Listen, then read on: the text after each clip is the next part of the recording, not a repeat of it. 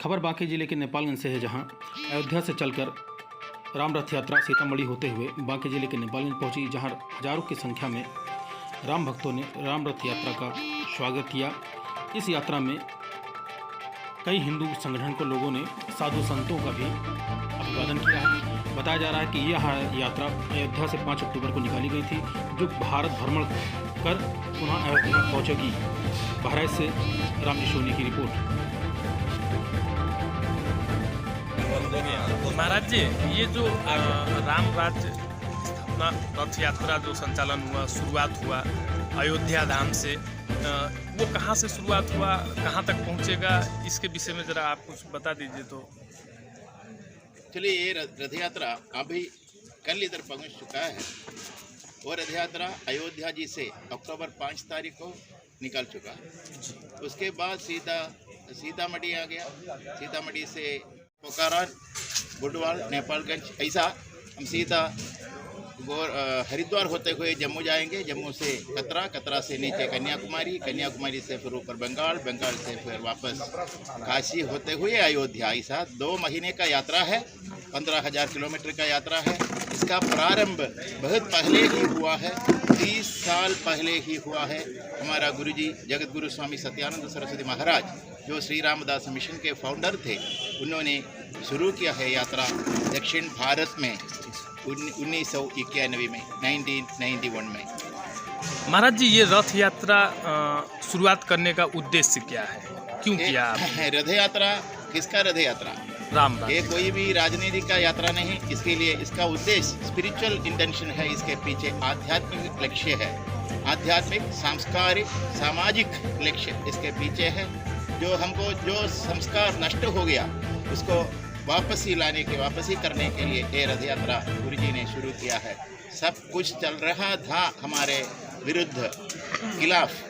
Specially Kerala का परिस्थिति ऐसा था, दक्षिण भारत का परिस्थिति, तमिलनाडु भी बहुत ऐसा था। इसीलिए उसको एक बदलाव लाने के लिए ये रथ यात्रा शुरू किया है।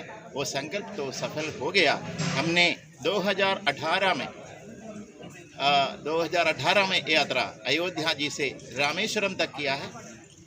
2019 में फिर वापस रामेश्वरम से अयोध्या किए हैं। दोनों 14 महीने का यात्रा राम जी का वनवास के संकल्प में, रावण को मार डालकर राम जी अयोध्या पहुंचकर राम जी के पट्टाभिषेक किया है और राम जी राज्य का घोषणा हो गया है। उस दिन सभी संत इकट्ठा हो। अच्छा महाराज जी, आपने अभी तक भारत में ही अयोध्या का रथ यात्रा, राम राज्य का रथ यात्रा संचालन किया, शुरुआत किया, 2018 से ही किया कह के कहा। इस बार नेपाल के कुछ जिलों को जो है उसमें शामिल करने का तात्पर्य क्या है, इसका उद्देश्य क्या है, क्या संदेश देना चाहते हैं? ये जिला हमको चाहिए, वो जिला नहीं चाहिए, ऐसा प्रेफरेंस कुछ नहीं है हमारे लिए। सब पूरा नेपाल का जिला, नेपाल का पंचायत है, सब हमको एक ही तरफ है। इसीलिए हमने पहले ही बोला है, कोई भी राजनीति इसके पीछे नहीं। एक राजनीति है, वो राम जी का राजनीति है, राम राज्य का राजनीति है।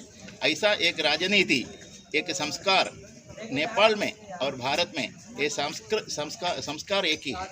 नेपाल में दोनों राज्य के लिए, दोनों देश के लिए राम जी एक ही है, सीता मैया एक ही है, बजरंगबली एक ही है, वेद, इतिहास, पुराण सब एक ही है। लेकिन हम पॉलिटिकली हमने डिवाइड हो गया, इसीलिए हम ऐसा सोच रहे हैं। वो सोच भी हमको अच्छा नहीं है। अच्छा, ये महाराज जी, मेरा एक आपसे सवाल है, जो कल भी आपके हमने सुने हैं, आज भी सुने हैं। तो भारत में आप तो राम राज्य की बात कर रही है, और भारत और नेपाल दोनों हिंदू राष्ट्र हैं, बहुत सारे लोग हिंदू हैं। भारत में भी हिंदू राष्ट्र की बात उठ रही है, नेपाल में भी उठ रही है। आप क्या चाहती हैं, आपका मिशन क्या है? ये भारत बहुत पहले ही हिंदू राष्ट्र था, लेकिन हिंदू ऐसा एक नाम हमको नहीं था। हमारा नाम सनातन धर्म, सिर्फ ये दुनिया में सनातन धर्म था, दूसरा धर्म नहीं था। क्योंकि ईसाई का ये इतिहास हम अगर देखा तो 2022 साल का इतिहास